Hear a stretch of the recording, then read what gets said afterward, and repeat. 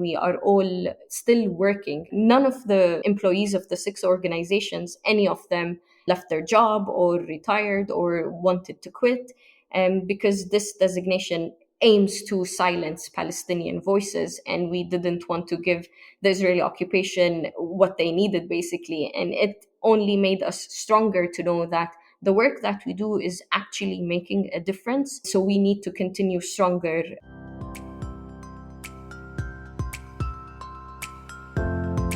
This is Rethinking Palestine, a podcast from Al-Shabaka, the Palestinian Policy Network. We are a virtual think tank that aims to foster public debate on Palestinian human rights and self-determination. We draw upon the vast knowledge and experience of the Palestinian people, whether in Palestine or in exile, to put forward strong and diverse Palestinian policy voices. In this podcast, we will be bringing these voices to you so that you can listen to Palestinians sharing their analysis wherever you are in the world. Fighting for the freedom of Palestinian prisoners in Israeli regime jails has never been so hard. Indeed, one of the organizations fighting for that freedom is Addameer, the Palestinian Prisoner Support and Human Rights Association. This NGO was one of the 6 leading human rights and civil society groups that was criminalized by the Israeli regime last year. They work in the service of over 4,650 Palestinian political prisoners, among them 180 children, who are being unjustly held and by international law standards illegally in Israeli jails. Now, in the last few months alone, we've seen some of these cases hit headline news, including the case of Ahmed Manasra, who was arrested as a 13-year-old child and has spent the last 7 years of his imprisonment in and out of solitary confinement.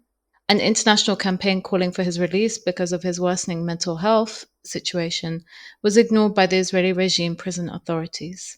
We also saw the case of Khalil Awade, who went on hunger strike for 172 days in protest of his administrative detention.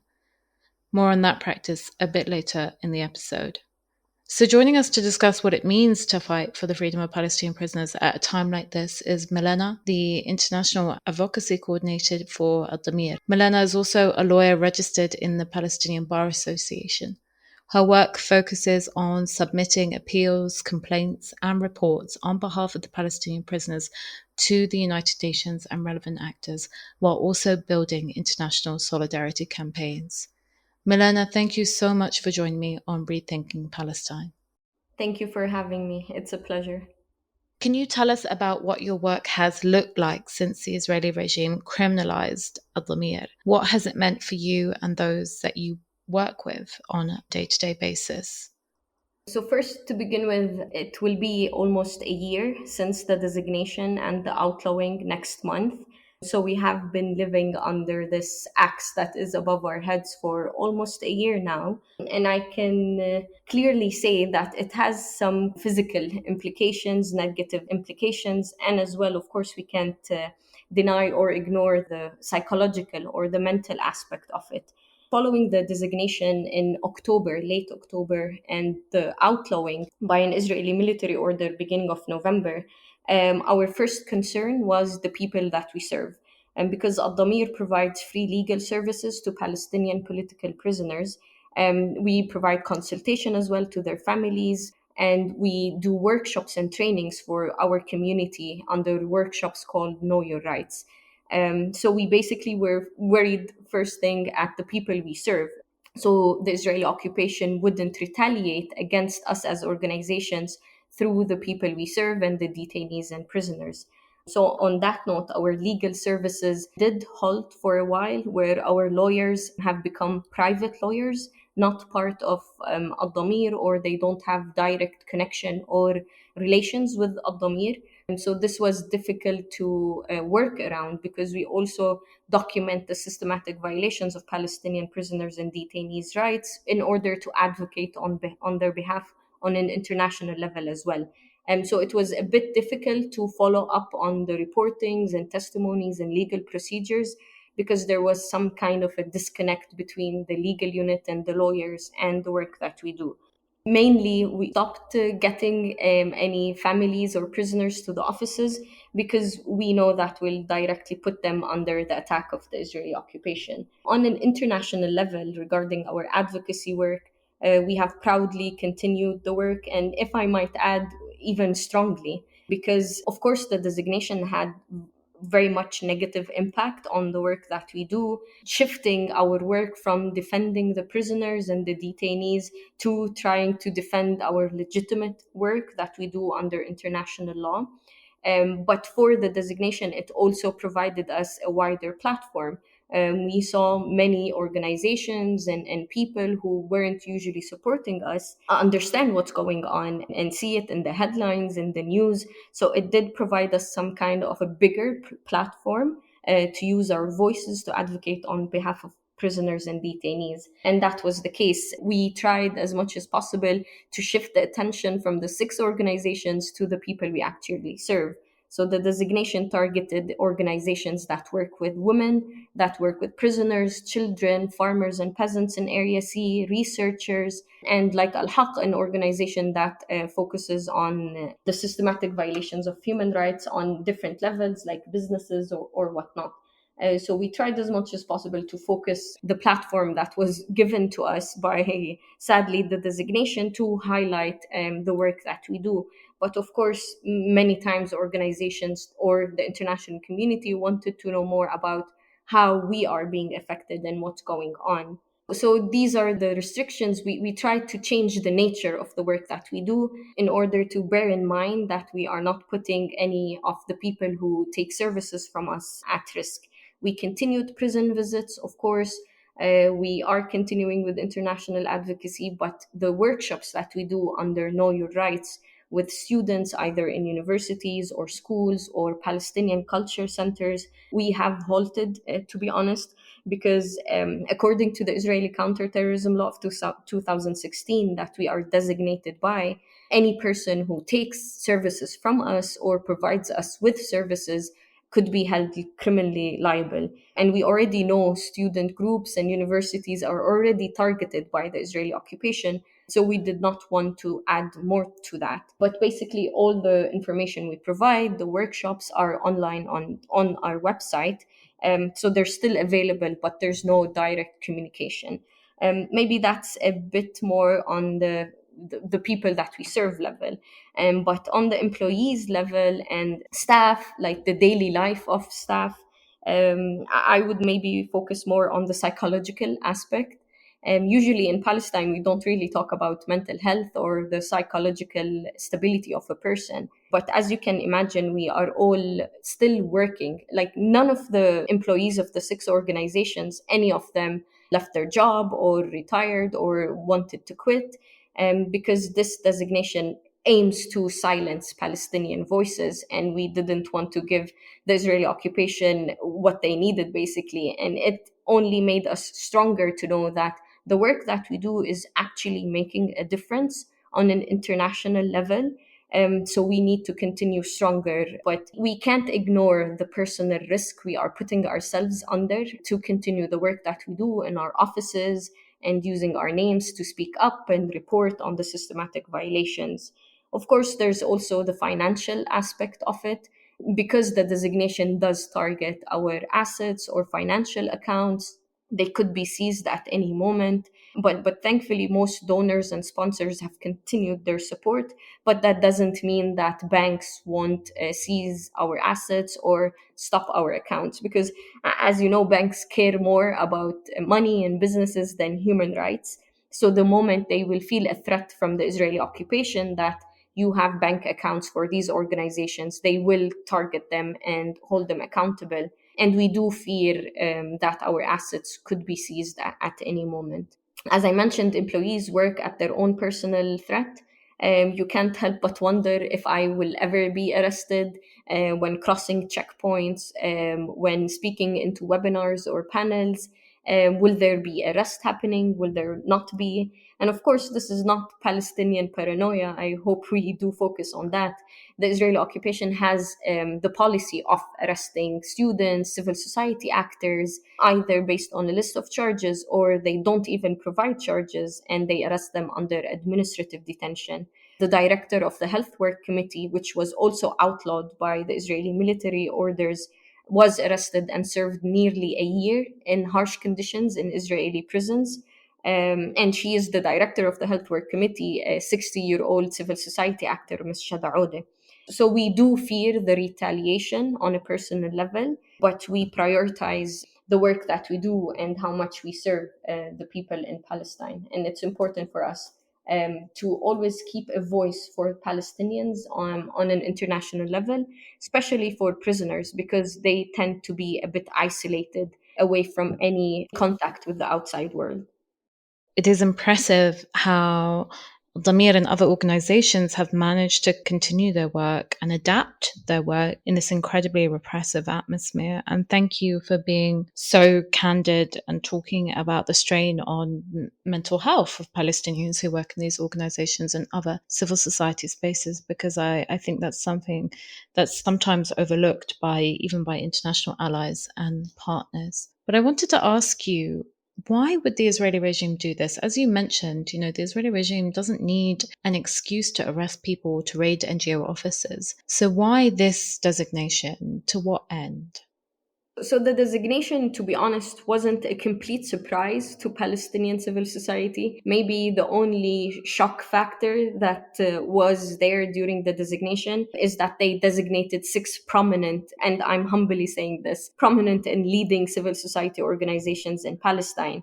So the brutality and the evilness of this designation comes that they target 6 different organizations that work in different fields and different aspects in the Palestinian life. But why I say we weren't very much surprised, because for the past years, and even more, if I could say that, the Israeli occupation has enforced a campaign, a wide scale campaign that's still ongoing, targeting Palestinian civil society and human rights defenders. So this campaign includes like arbitrary arrests, raids on offices, travel bans on employees, Pegasus spyware on phones of employees and staff as well, and different retaliation methods or harassment methods. Like, for example, a lot of NGOs that are affiliated with the Israeli occupation, I do want to name one of them, NGO Monitor, has systematically discredited our reporting and our attendance to the Human Rights Council in the United Nations. Every time we would submit a report or even submit oral interventions to the Human Rights Council, they would prepare a counter report that targets the employees of the organization. They would go through the social media accounts of the employees and say, look, these are the employees of the organization, so you can only discredit the reporting that you do. So for a long while, Addameer has faced a lot of these. We were raided in 2012 and 2019. In 2019, we were literally documenting the systematic use of torture and ill treatment in Al Maskubiya interrogation center. And when they raided our offices, 3 laptops were taken, also computers, hard disks, and memory cards, and legal files as well. So these legal files held inside of them testimonies of Palestinian prisoners and detainees stating that this is what they were subjected to, the different torture methods. And we never got these files back, or we never heard about anything regarding the raid. So we've been through this, sadly. So this campaign mainly aims for, if I note them down, they will be more than 3 points, but mainly 3 main points. The goal is for the Israeli occupation to silence any Palestinian organization that exposes their war crimes and crimes against humanity on ground. It also aims to isolate Palestinian civil society, because sadly, whenever Israel uses the word terrorism, the international community somehow closes their eyes and turns their face on the other side. And they don't challenge the Israeli narrative of what terrorism is. They don't challenge these designations, because I don't know why, but we can only imagine political pressure and political powers play a huge favor. So it's isolating and silencing Palestinian civil society. And also, we would note the second aim is to evade accountability. Most of the six organizations constantly report on the systematic violations, as I mentioned. DCIP, Defense for Children International in Palestine, Al-Haq, and Addameer are three organizations that closely work with the International Criminal Court, where we file reports to the office of the prosecutor asking for genuine justice and accountability for the Palestinian people against what the Israeli occupation applies in Palestine, all across Palestine. So our organizations are calling the office of the prosecutor to hold the Israeli Minister of Defense accountable for these violations and war crimes and crimes against humanity.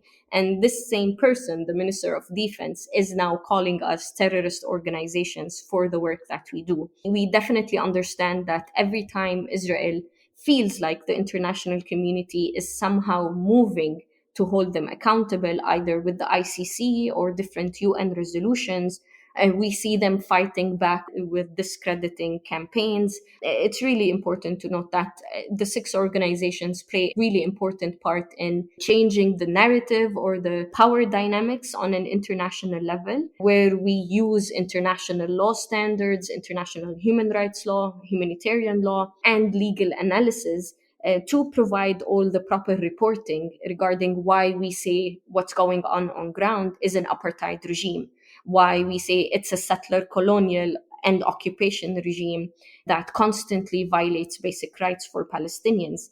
And going back to the 3 points, this campaign of targeting civil society also aims at defunding the organizations. Because as much as we can say that we are resilient, we will continue our work, if there's no financial support, there's no partners and organizations that also finance these projects that we do and the work that we do, I can honestly say this, I'm not sure we can continue our work, even with our resistance and resilience to continue. We've been doing a lot of diplomatic briefings, a lot of meetings with diplomats or parliamentarians, and we hear a lot that Israeli lobby is targeting the states that do donations or sponsors to these organizations. And they immediately ask them, why are you still financing these terrorist organizations? So we understand that the defunding aspect of this campaign is very important for Israel, and this is what they really focus on.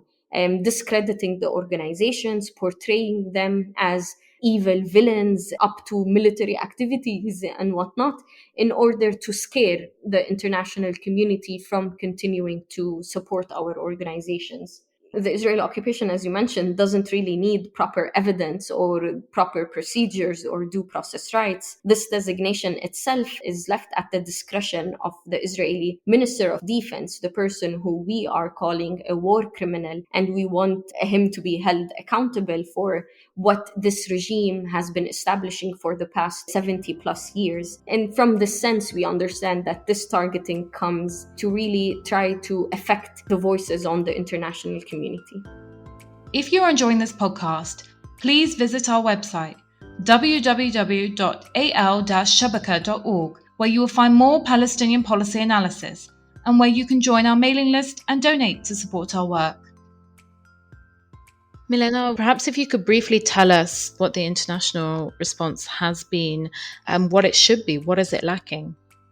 So in the beginning, before the raid, because the six organizations, in addition to one other organization, the Health Work Committee, were raided 3 weeks ago, where the Israeli occupation, during a dawn raid, so at 4 a.m. in the morning until 6 a.m., they entered Area C, which is under the Palestinian Authority and sovereignty, in a way, territorial jurisdiction. And they raided the offices. Some offices had their equipment completely taken and confiscated. We're not sure what they did in there, whether they left anything for us as spyware or whatnot. But other offices didn't have much files confiscated or material. But all the six organizations were sealed and closed forcibly by the Israeli occupation. So before this raid, the work of the international community was basically just statements of solidarity, Nine EU member states submitted a statement saying that the Israeli occupation hasn't yet provided us any substantial evidence regarding the designation or the outlawing, and hence we will not take this designation into accordance or into account. But then the statement from the nine EU member states in the second paragraph says, sadly, and it's very unfortunate that it continues like this, it says, should Israel provide us with additional information, we will act accordingly. And why I say it is unfortunate, it's because the continuation of this sentence entails that we are giving Israel the green light to provide whatever information they need or evidence. And why I say this is problematic, because Addameer has been working in the Israeli judicial system for the past 30 years. We have seen students being prosecuted and arrested based on very bogus charges. And we have seen children being detained for years under secret files and the use of administrative detention. So we understand that when Israel talks about evidence, they even talk about arresting people and subjecting to torture and ill treatment during the interrogation to try to gain whatever testimonies or evidence they can. I comfortably say about evidence and mention it because we are almost positive that there are no evidence against the organizations. But how the international community keeps on tiptoeing and walking around eggshells around Israel, not to try to piss it off or try to go against its laws, it's completely ridiculous, and it could be taken as double standards. I don't believe anywhere in the world a government can designate six prominent civil society organizations as terrorist organizations without providing any justification at all. And the international community till now is allowing to hear some arguments from the Israeli occupation. Like recently, we heard that an Israeli delegation is back again in the US to put pressure on the Biden administration to take action and to confirm this designation. Although the US has been saying there's no substantial evidence. So we've seen more solidarity and more words following the raid. And during our meetings with diplomats and whatnot, they kept asking us, were any of your staff arrested, or did any of the raids happen? And we would say, till now, no one was arrested from the employees. There wasn't any forcible closure of the organizations. And we felt like this fed into the argument that's in their own head, that the designation is just a minor threat. There wouldn't be following acts by the Israeli occupation like arrests or closure. Although we made sure that they understand that the threat is real, the threat is imminent, and it could happen at any moment. So the raid from 3 weeks ago, I think definitely was a message to the diplomats, the international community, that a peaceful designation, or it's not a designation for the words only, but there will be action against the organizations followed. I believe most of the international community did not believe Israel would actually come to the Palestinian territories and forcibly close the organizations. So the raid was a message that this threat is real, forcible closure could happen at any moment, arrest of employees could happen. And so following the raid, we are seeing more maybe genuine support and solidarity from the international community. So far, there hasn't been any actual acts. It's still solidarity statements, but following the raid, 16 European countries with the Palestinian Prime Minister came to Addameer's offices to reopen the offices as a sign of defiance. And most of the 16 representatives were in the offices at that time, and the EU representative had a statement saying that we continue the support, we understand this is an arbitrary attack. But of course, still, that's not enough. As I mentioned, we're still seeing this narrative of waiting for the Israeli occupation to provide more evidence. And sadly, it's a disappointment to hear these things, because I feel like the international community sometimes neglects to remember that the Palestinian people are under an occupying regime, an occupation. Israel is the occupying power. We are the occupied people. So when something like this happens, power dynamics need to be taken into consideration. The right for the Palestinian people to resist this ongoing occupation with whatever means provided for them is always neglected in these scenarios. And we put the pressure and the work on the Palestinians to try to prove this baseless designation wrong. And this is the most nerve wracking thing about the international community, that they don't immediately challenge Israel, that is the occupying power, but they challenge the Palestinians to try to prove that this is part of a harassment campaign and ongoing targeting for the Palestinian people. So if I have the ability to tell the international community what kind of actions need to be taken exactly, I would just sum them up with two main points. One is to immediately put pressure on the Israeli occupation to revoke the designation, because as I mentioned over and over again in this podcast, that as long as the designation is there, we are all at imminent risk of all the arbitrary procedures and measures that the Israeli occupation can and will hold against us. We will continue to live in this anxiety and state of instability and unknowing about what the future holds for us. It's not about, for example, the UK saying, this is Israel's designation, we won't follow. So what Israel does, we won't abide by it. It can't be like that. It needs a clear message that this designation needs to be revoked. And the other message is to always continue to support Palestinian civil society, and not by statements. And I also would like to say, not by financial support, but by holding the Israeli occupation accountable. This nature of impunity that the international community keeps on granting Israel only provides Israel the green light to grow bigger and do more violations of human rights, because they know the international community won't say anything. In the past, they started with a few settlements, and everyone in the international community is saying settlements are illegal. But we are seeing the expansion of settlements day by day. And European countries answer this by saying, we will only identify the Israeli settlement products in our supermarkets, but we can't completely boycott Israeli settlements. So this is also part of the impunity that is granted by the international community to Israel. A prominent journalist like Shireen Abu Akleh was murdered by the Israeli occupation. And after months of them actually admitting that they are the ones who actually killed her, they still said, we won't hold anyone accountable. So this culture of impunity does need to end. Milena, I want to turn our attention to the Palestinian prisoners and the situation inside Israeli regime prisons at the moment. Now, the Gilboa prison break happened over a year ago. What has happened inside of Israeli prisons since then?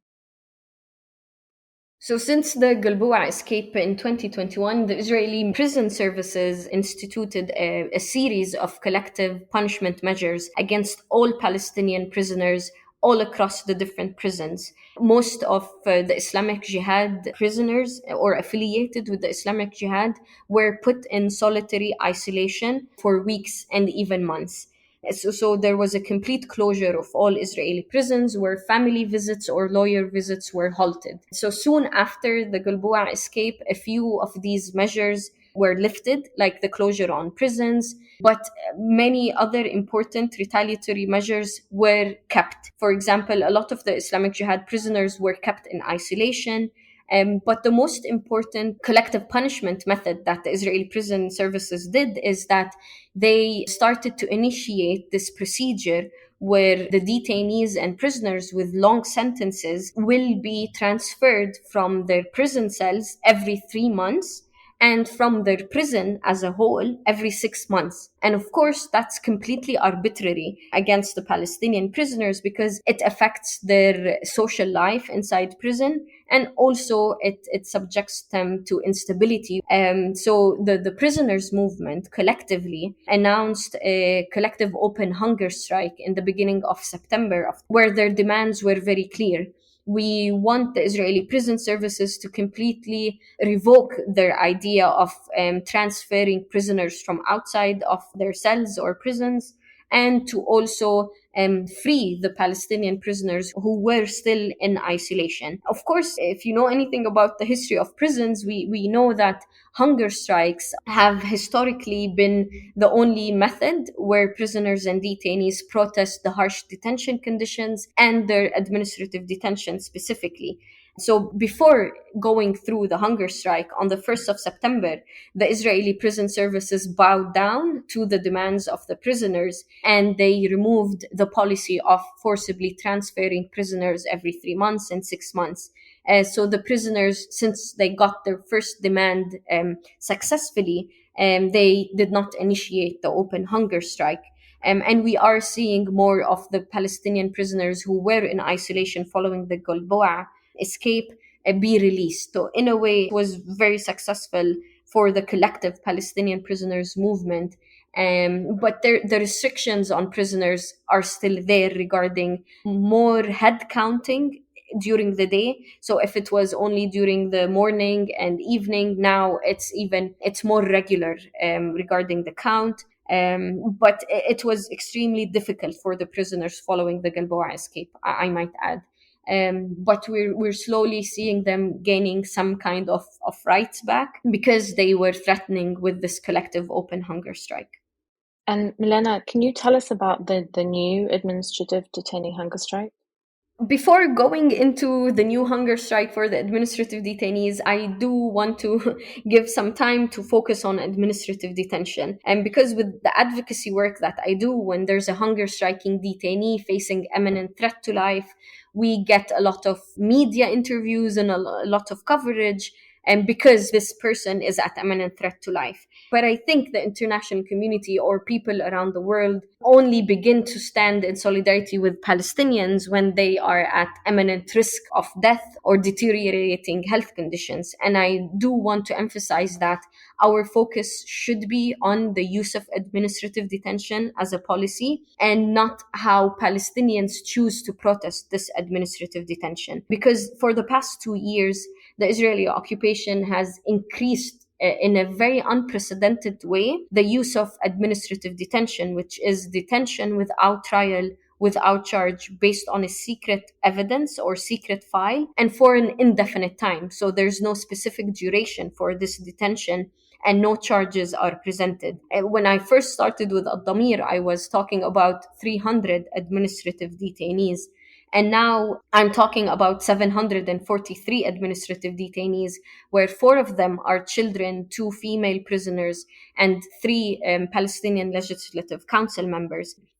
So 30 detainees do want to use their own bodies as a medium where they change the power dynamics between the prison guard and themselves. They use hunger strikes in order to shed light on the arbitrariness of their detention. They decided to go through this collective hunger strike because beginning of this year, from the 1st of January till the end of June, the Palestinian administrative detainees as a collective decided to boycott Israeli military courts because they understood there's an integral role for the Israeli military judicial system in feeding and sustaining this policy of administrative detention. But sadly, during this time, the Israeli occupation only continued to increase the issuance of administrative detention orders and renew more orders. And on the other hand, we've seen that the Israeli military courts haven't given any slight of understanding regarding the hunger striking detainees, where we've seen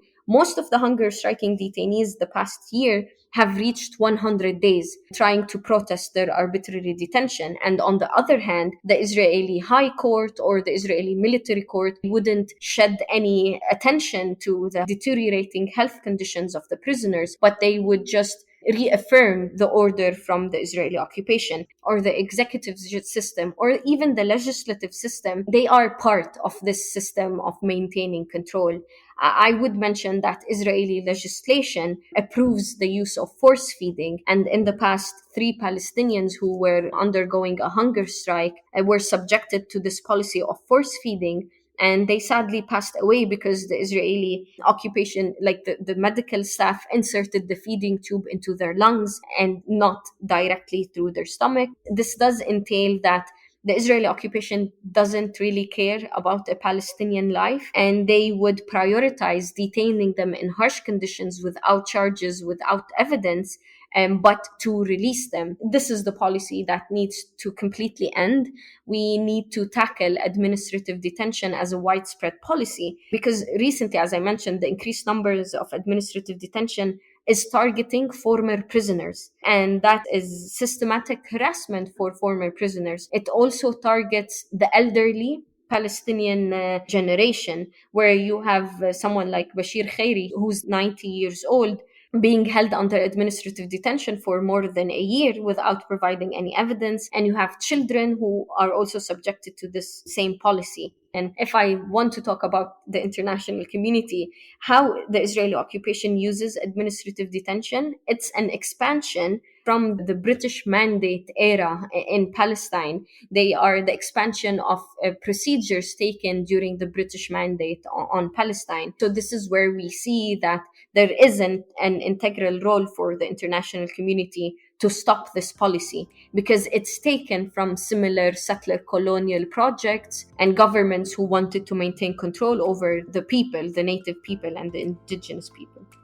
Milena, I think we'll have to stop there, but thank you so much. You've given really a comprehensive overview of what it's like fighting for the freedom of Palestinian prisoners at this very moment. So thank you very much for joining me on Rethinking Palestine. Thank you for the opportunity and the platform. Thank you for listening to Rethinking Palestine. Don't forget to subscribe and leave us a review. For more policy analysis and to donate to support our work, please visit our website www.al-shabaka.org. You can also follow us on Facebook and Twitter.